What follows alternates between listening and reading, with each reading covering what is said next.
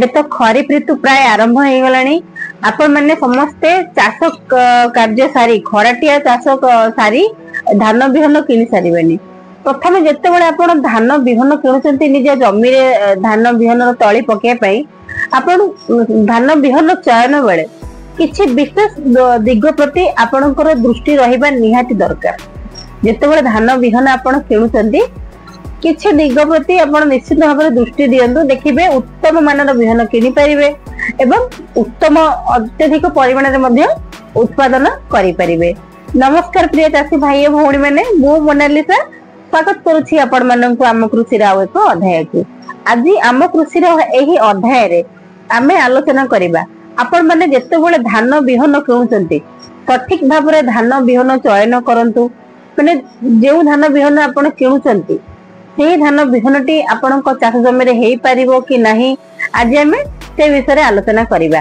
जदि आपण माने धान बिहन रो सठिक चयन विषय रे जाने पई चाहुचंती ताहेले आपण माननकु अनुरोध आपण माने भिडियोटी निश्चय संपूर्ण करंतु एवं शेष जाय देखंतु। संपूर्ण भाव रे भिडियोटी के देखंतु।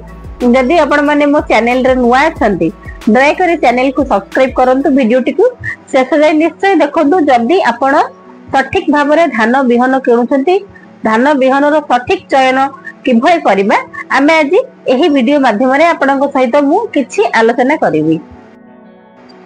तेबे आसंतु आमे आज कथा हबा आमे धान बिहन सिलेक्शन किपरि भाव रे करिबा, किभଳି भाव रे सठिक रूप रे आमे धान बिहन सिलेक्शन करिबा।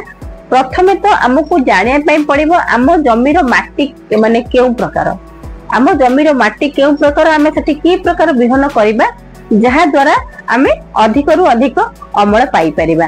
एवं द्वितीय टिरे होउछि आपनकर जलसेचित अंचल किंबा अण जलसेचित अंचल।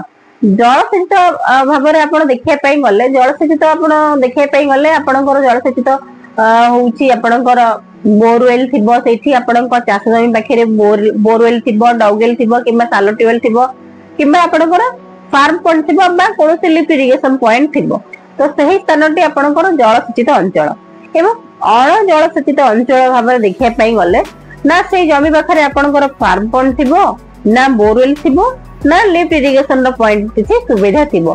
तो सही अंचल गुडी को हमें कहिबा अण जलसेचित अंचल, इरिगेटेड आउ नॉन इरिगेटेड।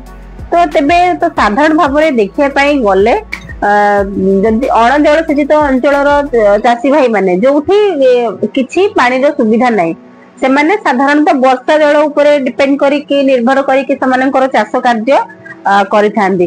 तो एमिति देखिया पई गले आज्ञा अण जलसेचित अंचल रे तो वर्षा ऊपर डिपेंड करी कि समाने चाष कार्य करिथांदी। पाणीपाग विषय रे हमें कहिया पई गले बा हमकु देखिया पई गले पाणीपाग विषय रे पाणीपाग जेमिति क्रिकेट खेल आज्ञा जेमिति अनिश्चिततार खेल ठीक सेही भलिया पाणीपाग मध्ये अनिश्चिततार गंता घर। एमिति कहिया पई गले पाणीपाग ऊपर किछि भरोसा नाही। तबे आसंतु कथा बा तृतीय पॉइंट विषय रे।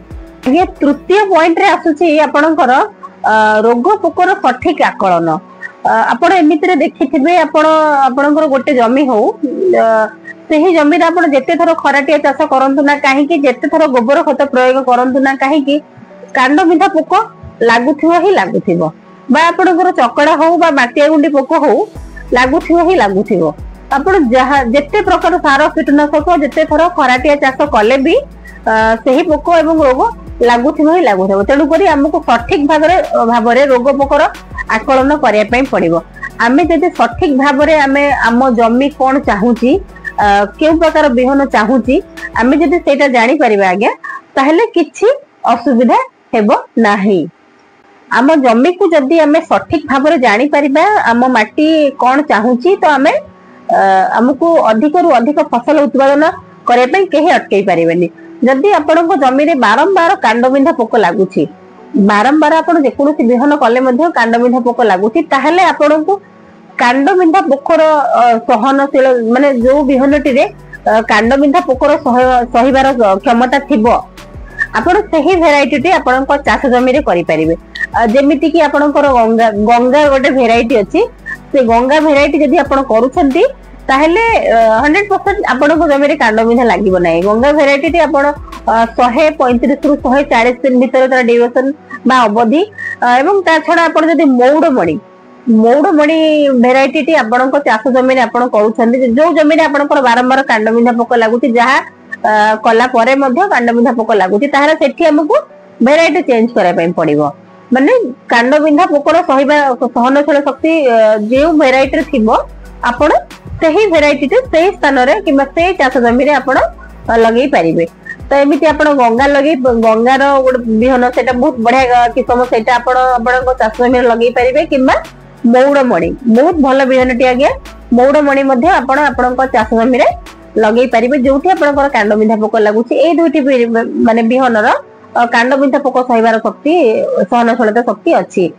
एवं चतुर्थ रे देखिया पई गले माने हमकु जाने पई पड़िबो आम जमी रे नॉर्मली केउ किस्म भल होउची हाइब्रिड किस्म भल होउची ना फाउंडेशन भल होउची ना रिसर्च धान भल होउची। तो सेति पई हमकु दृष्टि देबा पई पड़िबो केउ प्रकार बिहन आम चाष जमी रे भल होउची प्रथमे हमकु सेटा जाने पई पड़िबो। जदी हमें जानि परिबा आम चाष जमी रो माटी केउ भलिया एवं आम चाष जमी रे माने जल सेचित ना अण जल सेचित सेटा को हमकु जाने पई पड़िबो एवं आम जाने पई पड़िबो बारंबार रोग पोकर आकलन जो लागुची रोग पोकर आकलन हमकु सठिक भाबरे करे पई पड़िबो एवं जाने पई पड़िबो सेठी हमर हाइब्रिड धान भल होउची ना फाउंडेशन धान भल होउची सेटा भी हमकु जाने पई पड़िबो। जदी हमें ए सब गुडी को जिंस जानि दबा आज्ञा ताहेले हमकु केही अटकै पारिबेनी हमें अधिक रु अधिक उत्पादन करे पई। कथारे अछि चाष कार्य जहार की आनंद ताहार। आपण आपनको जमी को सठिक भाव रे चिन्हंतु आपनको जमी केउ भलिया बिहन चाहूची केउ भलिया किस्म चाहूची सेटा आपण जानंतु ताहले आपण निश्चित भाव रे गोटे सफल चाषी हेई परिबे एवं अधिक लाभवान मध्ये होई परिबे। प्रिय चाषी भाई और भौणी माने धान बिहन रो सठिक चयन बा आपनको जमी अनुसार आमे धान बिहन किभली चयन करबा यहा ऊपर जो वीडियोटी मु कली आपनको किपरि लागिला आपण कमेंट माध्यम रे जणाइबे एवं जदि आपण मो चैनल रे नुवा अछंती दया करी चैनल को सब्सक्राइब करिवे वीडियोटी को लाइक करिवे एवं आपण को अनुरोध एही वीडियोटी आपण प्रथम रु शेष जाय निश्चय देखिबे। रहिली नमस्कार मु मोनालिसा देखा हबो आपण मानक सहित एक सुंदर वीडियो रे।